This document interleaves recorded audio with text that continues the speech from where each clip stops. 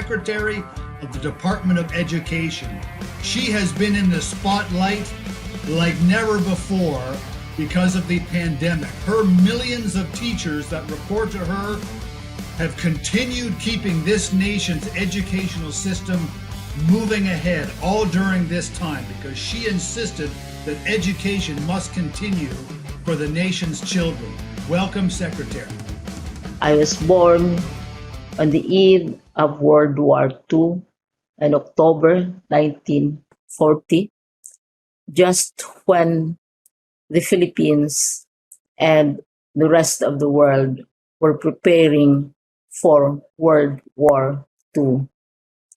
Like many families, my own family fled to the mountains. We lived in a very deep gorge surrounded by hills and forests, so that we're not visible from the top or from the sky, where planes were chasing each other, and we could hear gunfire and shots. My parents were teachers, and what my mother did to distract the children from the noise and the horror of war was to gather them in our house at the bottom of the gorge and teach them how to read and write. There was no paper, so banana leaves were used with their lines, and sharpened bamboo sticks like barbecue sticks were used as pencils. And that is how I learned how to write and also how to read from a worn book which my mother had saved from the public school.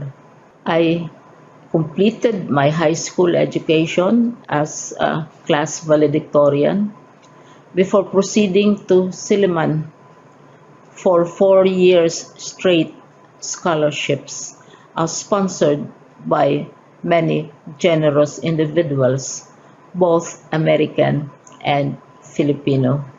I majored in accounting. I finished magna cum laude from Silliman University, worked for a while in the Department of Finance of the university, and at the same time also as a bookkeeper in 2 bookstores. From Silliman University, I proceeded to the University of the Philippines for graduate studies in public administration. I was fortunate to be granted a study leave to go to Harvard.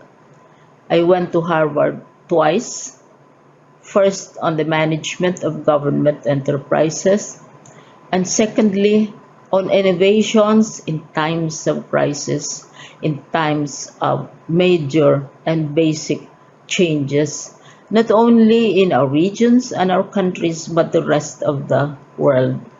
I am asked what are my contributions to the development of women. I was fortunate in that I grew up in a family where there were no distinctions between girl children and boy children. The driving ambition was to send all of us to school. We all know that before the waves of conquerors came to the Philippines, women had equal status with men. They were also rulers, they were warriors, they were healers, they were priestesses, they were leaders. And then, when the conquerors came, as stated by Carmen Guerrero Nakpil, Filipinos, particularly the women, spent 300 years in the convent and 50 years in Hollywood. I would add to that 5 years in a foreign prison, imperialist prison, with our third conqueror.